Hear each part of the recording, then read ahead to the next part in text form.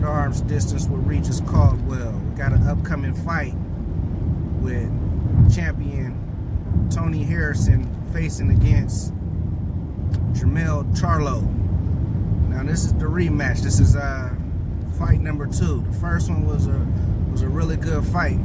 It has a beautiful story to where it captured a lot of people's eyes and ears and attention towards, you know, who actually won the first fight, the controversial part of it. We'll get into that, and then we'll also talk about, you know, what we think about who's going to win this next fight. All right, so Tony Harrison won the fight, first fight. You know, to me, it looked like he fought like a real cautious fight. Wanted to avoid the big shots. Got caught with a couple of them, but you know, he wanted to avoid the big shots and you know, just try to outbox himself. You know, basically fought a safe fight to where he wouldn't put himself in no danger, and it was successful for him. You know, and I kind of see, like, you know, did a little bit of homework on Jermell Charlo. And, you know, he's like a bull facing the El Matador. You know, he has a lot of power, he has a lot of gifts, you know, that makes him excited for boxing. You know, he's one of them fighters that can get you out of there and knock you out. But you know, he has showed, you know, some vulnerabilities to being, you know, good fighters that can fight going backwards, you know, that can actual counter, can give him problems. There's a fighter that he fought a few years ago. His name was Jackson. I don't know, it was John Jackson. I think it was John Jackson.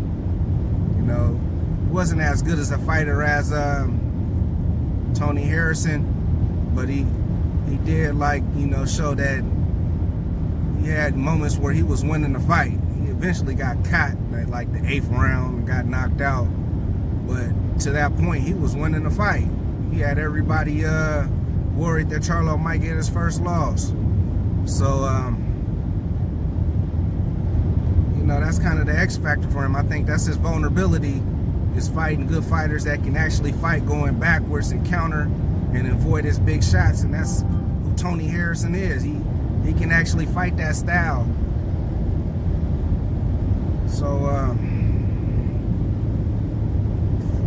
what they're saying, I say it's probably like a 50-50 fight. Tony Harrison also is vulnerable to where, you know, he's been stopped twice, so he can get caught with a good punch, and that can remedy him unconscious. You know, he can go to sleep and lose the fight that way. But if he can stay away from Charlo's big shots and box the same way, because we all know Charlo, he's gonna come in, double jab, straight right hand. We're gonna try to look to land that shot. He's gonna apply a lot of pressure in the fight, and he's just looking to catch Tony Harrison, because he knows that he's not gonna take a good punch that well. So if he can land that punch, Charlo wins the fight. If Tony Harrison can box how he did last time, you know, stay clear of the big shots, he can actually play bull El Matador and win the fight. It was 50-50. I just think that Charlo's a better talent, and he's gonna win the fight. I think he's gonna actually catch Tony Harrison. You know, probably 5-6 rounds, catching. That's my prediction. I think that if Charlo comes in with an intelligent approach to the fight and don't try to rush the knockout and just try to go in there like a bull and use his actual brain and use his skills, he can actually get Tony Harrison out of there. That's my fight prediction. At arm's distance with Regis Caldwell.